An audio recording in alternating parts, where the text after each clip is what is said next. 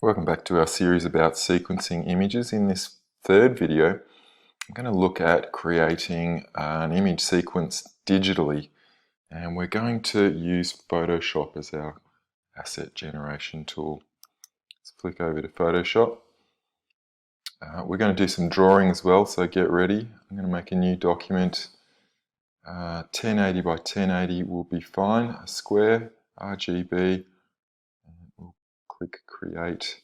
So here's our workspace. Before we go too far, let's just check we've got a brush. I've got my brush tool selected there. Go up to the windows and go up to window and brushes. I can manipulate, choose different brushes, create different brushes. I'm going to go with the hard round preset. Feel free to experiment with that, and I've set my brush to, I don't know, around about that size, 35, 36. Okay, that looks good. Next thing I want to do is open up the timeline panel in Photoshop, which is something you may or may not have used before. I've got a white background there, which will be good for the moment. Let's go up to layer, and we're going to create a specific type of layer, a video layer, a new blank video layer. So you can see it added to the layer stack there with the kind of film strip. In the timeline, we can see that we've got something that exists across time now, which is interesting for Photoshop. Let's pull that right down to 2 seconds. So that's our workspace there. And then our instance of video is going to go down to 2 seconds because can't draw that much. Might actually even take it all the way down to 1. Just speed things up a bit. Feel free to go a bit longer if you want. Let's have a look at the timeline options, and I'm going to set timeline frame rate. So we're going to slow down the amount of frames that we're going to use to 12 frames per second. So I mean, we're drawing a few less frames than we might otherwise have to. So it's a 12-second clip, so we're going to draw 12 frames. And click OK.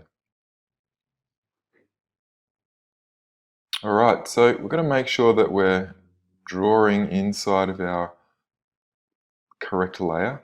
So this is going to be our drawing layer, and that's a video layer. So just make sure when you are drawing, you've got that selected. The other thing we'll do is we'll turn on Enable Onion Skinning. So onion skinning is an animation term, and it allows us to look at previous frames as we're working on the next image or frame in the sequence. What we're going to do now is create a series of 12 drawings sequenced in a row, and when we play that back, it's going to play back very quickly and give us the sensation of movement across time in our frame. Alright, so let's do a little bit of drawing. So we're on frame 1, our timeline indicator is right at the first frame, and I'm drawing an eye. A very simple kind of motif with a few eyelashes, like so.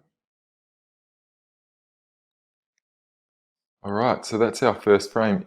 On the timeline here, we've got a couple of controls, one of which allows us to move 1 frame down the timeline, which I've just done there. I might actually, blow our timeline, or zoom into our timeline a bit so we can see all of our frames. So we're at frame 1. Previous frame was frame 0. And I'm going to do another drawing at frame 2, so the second drawing in my sequence. And I'm not going to really change the drawing too much. I'm just going to replicate it And that, when we play those two frames next to each other, that'll give us a feeling of movement. I'm going to do it again.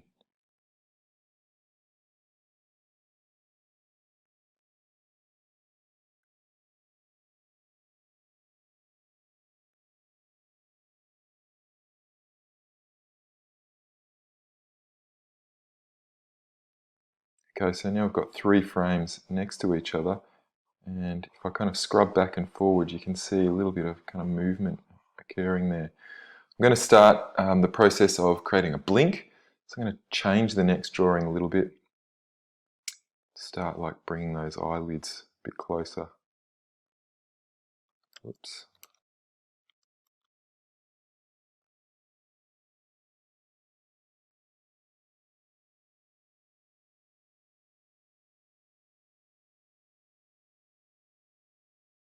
Slightly altering each drawing as I go.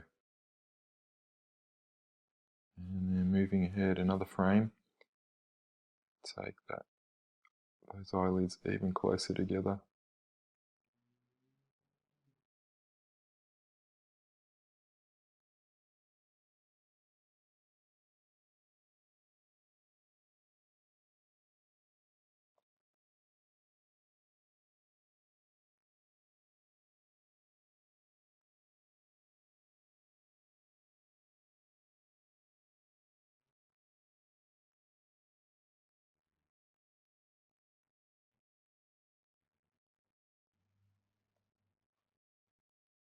And this frame here, I'm going to have the eye completely shut.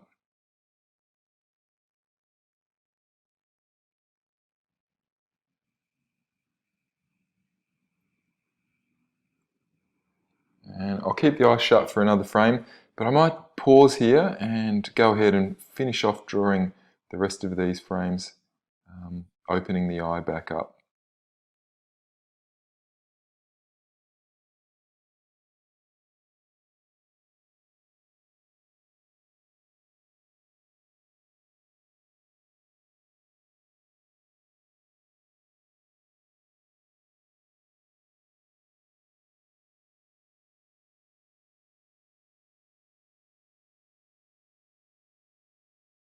So I've gone ahead and finished my whole sequence of 12 drawings.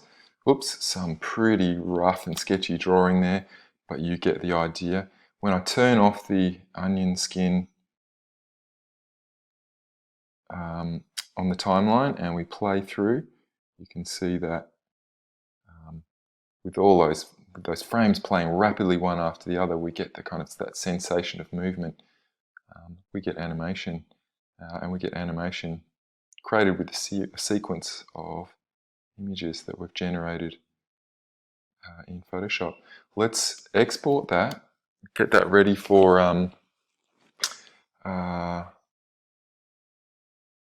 to import into After Effects.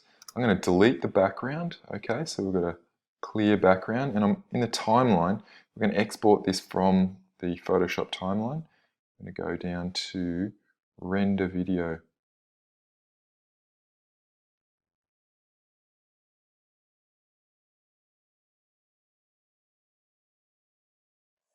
We're going to call it blink,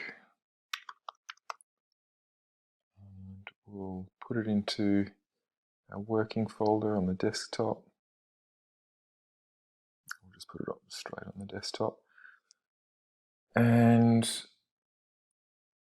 we're going to use Adobe Media Encoder render engine, and you can export an MP4 with H.264 compression, but we're going to want to have a transparent background, so I'm going to select QuickTime Movie and High Quality QuickTime Movie.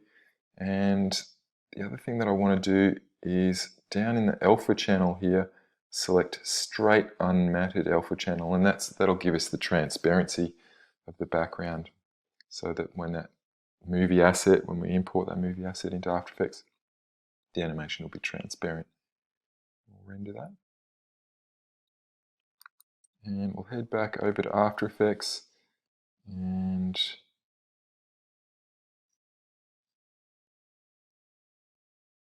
import our file. blink.movie.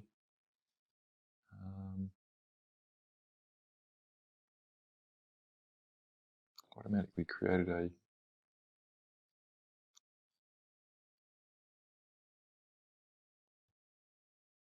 didn't want to create a composition. So there's our asset there. I'm going to make a new composition. And make it kind of grey so that we can see the transparency. And 1080p at 25 frames per second. And let's make it 2 seconds.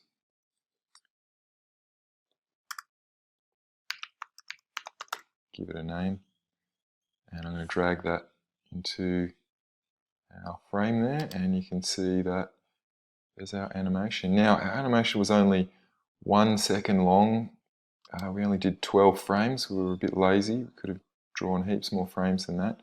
But I'm going to sequence this movie, so I could Command D to duplicate it and create, and then right click on those two images, those two layers, and go to Keyframe Assistant and then Sequence Layers.